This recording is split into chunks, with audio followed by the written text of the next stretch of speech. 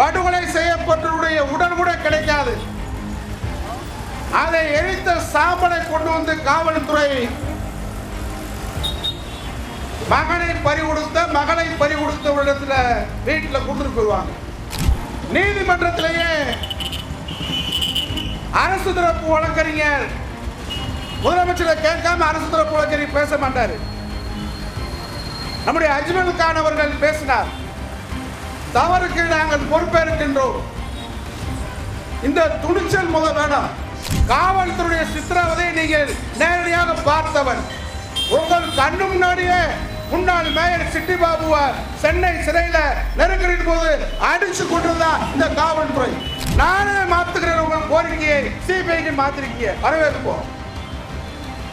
ஆனா இந்த 5 போலீஸ் ஜெயில இருக்காங்கல்ல, அவங்கள விசாரணைக்கு அழைச்சு கஸ்டடிக்கு அழைச்சு யாருப்பா உங்களுக்கு உத்தரவிட்டான்னு கேட்கறதுல என்ன வந்துச்சு? இன்றைய தினம் திராவிடர் பெரியார் கழகத்தின் சார்பில் அதன் தலைவர் தம்பி மணி அமுதன் அவர்கள் மணப்புறம் அஜித் குமாருடைய படுகொலையை, காவல் சித்திரவதை படுகொலையை கண்டித்து இந்த ஆர்ப்பாட்டத்தை ஏற்பாடு செய்திருக்கிறார்கள். மணப்புறம் நம்முடைய தம்பி அஜித் குமாருடைய படுகொலையை கண்டித்து நாடு முழுவதும் நடைபெற்றுக் கொண்டிருக்கிறது. பெரியார் இயக்கத்தை திராவிடர் கழகத்தை சேர்ந்த தோழர்கள் எங்கே சித்திரவதை நடந்தாலும், யாருக்கு சித்திரவதை நடந்தாலும், அது எந்த வகையில் நடந்தாலும் அங்கே சாதி பார்ப்பதில்லை, மதம் பார்ப்பதில்லை. மனிதன் முதலிலே பாதிக்கப்பட்டவன் மனிதன் என்ற அடிப்படையில் தான் பார்க்கின்றோம். மனித விதிமுறை மீறல் எந்த மனித வர்க்கத்திற்கு ஏற்பட்டாலும் அதற்காக குரல் கொடுக்கக்கூடிய அமைப்பு தான் நம்முடைய மணி அமுதன் தலைமையிலான இந்த அமைப்பு. பொதுவாக திராவிட இயக்கங்கள், பெரியார் பேரை சொல்லுகின்ற அமைப்புகள் அனைத்துமே மனித விரோதம் எந்த வடிவத்தில் வந்தாலும், யாருக்கு ஏற்பட்டாலும் அதை கண்டிக்கின்ற உரிமை படைத்த இயக்கமாக, போராளிகளாக திராவிட இயக்கம் தெரிந்து கொண்டிருக்கிறது. இன்றைக்கு அஜித் குமாருக்கு ஏற்பட்டது திராவிட மாடல் ஆட்சி ஏற்பட்டதற்கு பின்பாக ஒரு 25வது படுகொலை என்று கருதுகின்றேன். நீங்க இந்தியா முழுக்க பார்த்தீங்கன்னு சொன்னா, இதோட ஒப்பீட்டு அளவில் பார்த்தோம் என்று சொன்னால், உத்தரப்பிரதேசம் சங்கியில் பாசிச பாஜக மாநிலங்களில் தினசரி சித்திரவதை படுகொலை செய்யப்பட்டவருடைய உடல் கூட கிடைக்காது. அதை எரித்த சாம்பலை கொண்டு வந்து காவல்துறை மகனை பறிகொடுத்தவரிடத்துல வீட்டில் கொடுத்துட்டு போயிடுவாங்க. ஆனா தமிழ்நாட்டை பொறுத்தளவில் கடந்த எடப்பாடி பழனிசாமி ஆட்சியில் காக்கை குருவிகளை போல 13 பேரை படுகொலை பண்ணாங்க, சுட்டு கொன்றாங்க தூத்துக்குடியில். ஒரு முதலமைச்சர் பத்திரிகையாளர் சந்தித்து கேட்கின்ற பொழுது, நான் தொலைக்காட்சியை பார்த்து தெரிந்தேன் என்று சொன்ன ஒரு கேடு கட்ட எடப்பாடி பழனிசாமி ஆட்சியில் சாத்தான்குளம் பென்னிக்ஸ் ஜெயராஜ் இலவச போன் கேட்டு கொடுக்கிறதுக்காக அப்பன் மகனையே கொண்ட கொடூரம் நடந்துச்சு. இன்னைக்கு வழக்கு நடந்துகிட்டு இருக்கு. இதையெல்லாம் நியாயப்படுத்தி திராவிட மாடல் ஆட்சி நடந்தது குறைவுதான் சொல்ல நான் விரும்பல. நடந்த தவறு நடந்ததுதான். இதற்காக வருத்தப்பட வேண்டியது, கண்டிக்கத்தக்கது நம்முடைய உரிமை, அது யார் ஆட்சியில் இருந்தாலும். ஆனால் எடப்பாடி பழனிசாமி மாதிரி இல்லாம முதலமைச்சர் தார்மீக பொறுப்பேற்று, இந்தியாவிலே எனக்கு தெரிஞ்சு தனக்கு கீழே இருக்கக்கூடிய காவல்துறை சரியாக செயல்படவில்லை என்பதை ஒத்துக்கொண்டு நீதிமன்றத்திலேயே அரசு தரப்பு வழக்கறிஞர் முதலமைச்சரை கேட்காம அரசு தரப்பு வழக்கறிஞர் பேச மாட்டார்.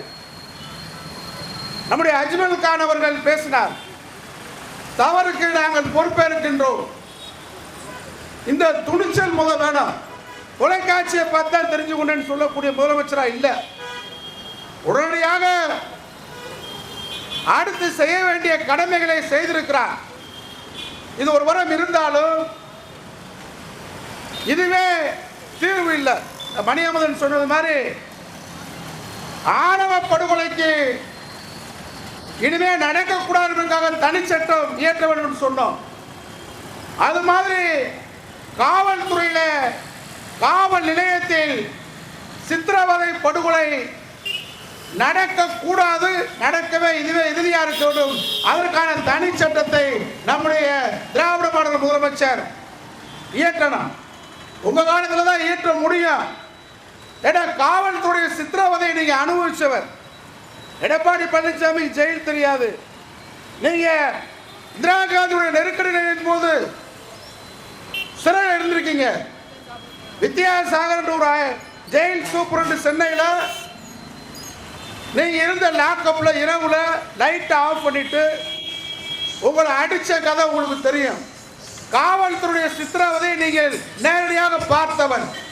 உங்கள் கண்ணு முன்னாடியே முன்னாள் மேயர் சிட்டி பாபுவா சென்னை சிறையில் நெருக்கடியின் போது அடிச்சு கொண்டிருந்தா இந்த காவல்துறை இல்லையா? உங்களுக்கு தெரியாத விஷயமா? உங்களை தான் அடிக்க வந்தாங்க.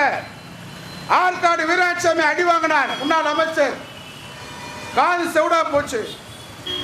முன்னாள் அமைச்சர் முரசொலி மாறன் தாக்கப்பட்டார். இந்த காவல்துறையில சித்திரவதை என்ன, படுகொலை என்ன, நீங்களும் நேரடி சாட்சி, நீங்களும் அனுபவித்தவர். உங்க காலத்துல தான் இதற்கு ஒரு நிரந்தர தீர்வு கொண்டு வர முடியும். அண்ணாவை தெரியாம, திராவிடத்தை தெரியாம, சித்திரவதைகளை அனுபவிக்காத எடப்பாடி பழனிசாமி போன்றவர்களுக்கு இது புரியாது.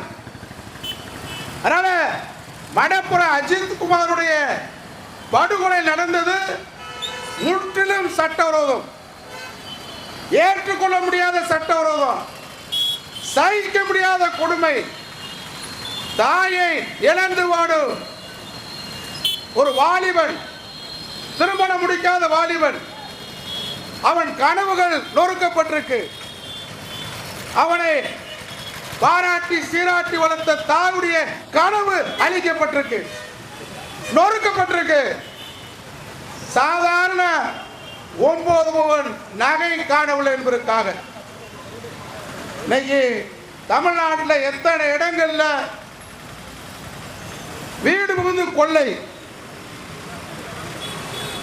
மதுரையில கூட ஒரு கேள்விப்பட்டாங்க. அத முன்னாள் அமைச்சர் வீட்டில் 200 கோடி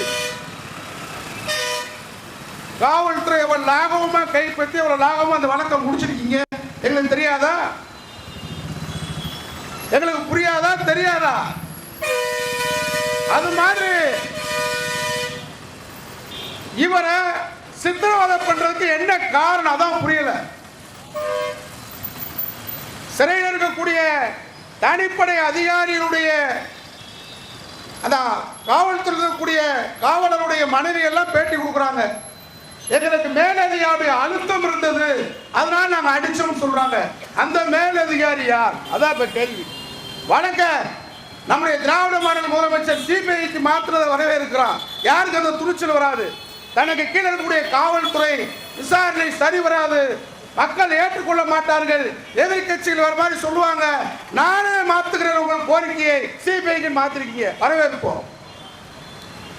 ஆனா இந்த 5 போலீஸ் ஜெயில இருக்காங்கல்ல, அவங்கள விசாரணைக்கு அழைச்சு கஸ்டடிக்கு அழைச்சு யாருப்பா உங்களுக்கு உத்தரவிட்டான்னு கேட்கறதுல என்ன வந்துச்சு? இது ஒரே கேள்விதான். முதலமைச்சர் நடந்து கொண்ட முறை வரவேற்கத்தக்கதை பாராட்டுறோம். தாயிட்ட மன்னிப்பு கேட்டதை வரவேற்கிறோம். அவருக்கு வேலை வாய்ப்பு கொடுத்தது, வீட்டு மனை கொடுத்தது, அதை சில பேர் அரசியலாக்கலாம். அது வேற, நாங்க அரசியலாக்க மாட்டோம். பெரியார் பேரை சொல்லுவேன். எங்களுக்கு இந்த 25 பேருடைய சித்திரவதை படுகொலை ஒன்றுதான். எங்களுக்கு ஜாதி கிடையாது, மதம் கிடையாது. ராமநாதபுரம் மணிகண்டனுக்கு ஒரு பிரச்சனை இதே மாதிரி இந்த இடத்துல தமிழ் குடிகள் கட்சி தலைவர் நாகை திருவள்ளுவனு நானும் ஆர்ப்பாட்டம் பண்ணேன். சிறுமதிக்கு விடுதலை சிறுத்தைகள் வந்தது, சாதி கிடையாது, இதுக்கும் விடுதலை சிறுத்தைகள் வருது, நாகை திருவள்ளுவர் வருவார், பசுமூன் பாண்டியன் அனைத்துக்கும் வருவேன். ஆனா இதுல சில ஊடகங்கள், இதுல சில கட்சிக்காரன் ஜாதி, எங்களுக்கு ஜாதி கிடையாது, மனிதன் எந்த மனிதன் தாக்கப்பட்டாலும் சித்திரவதை படுகொலை செய்தாலும் கண்டிக்கின்ற இயக்கம் தான் பெரியார் குறை சொல்ற இயக்கம். எங்களுக்கு சாதி மதங்களுக்கு அப்பாற்பட்டு. அதனால முதலமைச்சர் நடவடிக்கை வரவேற்கிறார். யார் அந்த சார்ந்த மாதிரி, யார் இந்த அதிகாரி? இந்த பெண்ணுக்கு நிகிதாவுக்கு இவ்வளவு ஆதரவு சக்தி பின்புலத்தை தெரிஞ்சுக்கிறோம் இல்லையா? இன்னைக்கு அவங்க மூணு எடுத்து பார்க்கிறோம். ஆட்டுக்குழுக்கு அண்ணாமலையோட அவங்க மூணு அனைத்துமே ஒரு சங்கி, இந்து சனாதன RSS சக்தியோட தொடர்பு. ஒரு அரசாங்க பணியில் இருக்கக்கூடிய, அரசாங்க சம்பளம் வாங்கக்கூடிய இந்த நிகிதா ஏற்கனவே பல்வேறு குற்றச்சாட்டுக்கு ஆளாக்கப்பட்ட நிகிதா ஒரு RSS காரராக சங்கியாக. அதுல பெரிய வேடிக்கை என்னன்னு கேட்டா, முரட்டு சங்கிலாம் இந்த சங்கிட்ட ஏமாந்துருக்காங்க. எல்லாம் ஒரே சங்கியா தான் இருக்காங்க. ஆனா எப்படா இதை ஒன்றும் புரியல. முரட்டு சங்கி, சின்ன சங்கி, பெரிய சங்கி எல்லாம் ஏமாந்துருக்காங்க. இப்ப சதிக்கிட்ட இருக்கா. அமித்ஷா வந்து அடிக்கடி இங்க வர்றாரு, அவருக்கு இங்க களமே இல்லை. பாஜகவுக்கு நீ வந்து ஊடகம் தான் பெருசாகிறீங்களே தவிர பாஜகவுக்கு என்ன அங்க களம் இருக்கு? நாங்க 2026 ஆட்சியை பிடிக்கிறோம் சொல்ற அளவுக்கு தமிழ்நாடு முழுவதும் வாக்குச்சாவடியில பூத் ஏஜென்ட் போறதுக்கு பாஜக ஆள் இருக்கா? திருமங்கலம் பக்கத்துல முனியாண்டி கோயில் போடுவாங்க, அவங்களாம் சேர்ந்து முனியாண்டி விலாஸ் ஹோட்டல் வச்சிருப்பான். ஊருக்கு 4 இருக்கு. முனியாண்டி விலாஸ் ஹோட்டலை விட கிளைக்கழகம் கம்மி பாஜக. நீ எப்படி ஆட்சியை பிடிப்ப? அப்ப ஏதோ சதி இருக்கு. ஒண்ணு வாக்கு இயந்திரத்துல மராட்டியத்துல வடக்கு பண்ற மாதிரி இங்க பண்ண முடியாது. ஏன்னா நாங்க ஒரு மிஷின் வீடு திரும்பாது. ஒரு மிஷின்ல இங்க ஏதாவது ஃப்ராட் பண்ணா ஒரு மிஷின் நாங்க அனுப்ப மாட்டோம் வெளியே.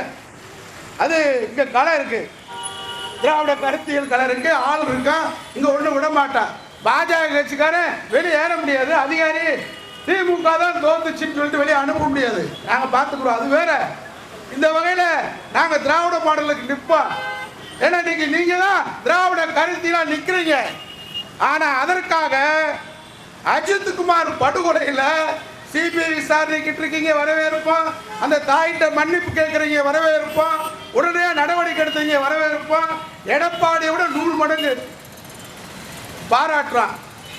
ஏன் இந்த காவலர் 5 பேரை கூப்பிட்டு, ஏப்பா உங்களுக்கு அவங்க மனைவி சொல்றாங்கல்ல, 5 பேருடைய மனைவி பேட்டி கொடுத்துருக்காங்க, எங்களுக்கு அழுத்தம் மேல் அதிகாரி சொன்னார் அடிச்சோம், அந்த அதிகாரி எப்படி சொல்லு, எங்களுக்கு அது அதான் கேள்வி. டெல்லியிலிருந்து பாஜக சங்கி IPS அதிகாரி எவனும் உத்தரவிட்டானா? தலைமை செயலகத்திலிருந்து இங்க அந்த சங்கிக்காரன் உத்தரவிட்டவன் யார்?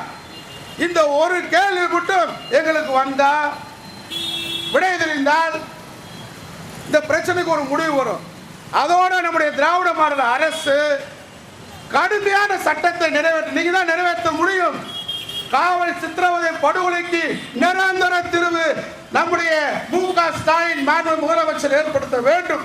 இந்த ஆர்ப்பாட்டத்தின் வாயிலாக கேட்டுக்கொள்வது, நம்முடைய மாண்புமிகு முதலமைச்சர் அவர்கள் இந்த தனிப்படைக்கு உத்தரவிட்ட அதிகாரி யார் என்பதை நாட்டுக்கு அம்பலப்படுத்த வேண்டும். தனி சட்டம் சித்திரவதைக்கு படுகொலைக்கு எதிராக நிறைவேற்ற வேண்டும் என்ற கோரிக்கையை வலியுறுத்தி வாய்ப்புக்கு நன்றி சொல்லி விடைபெறுகின்றேன். நன்றி, வணக்கம்.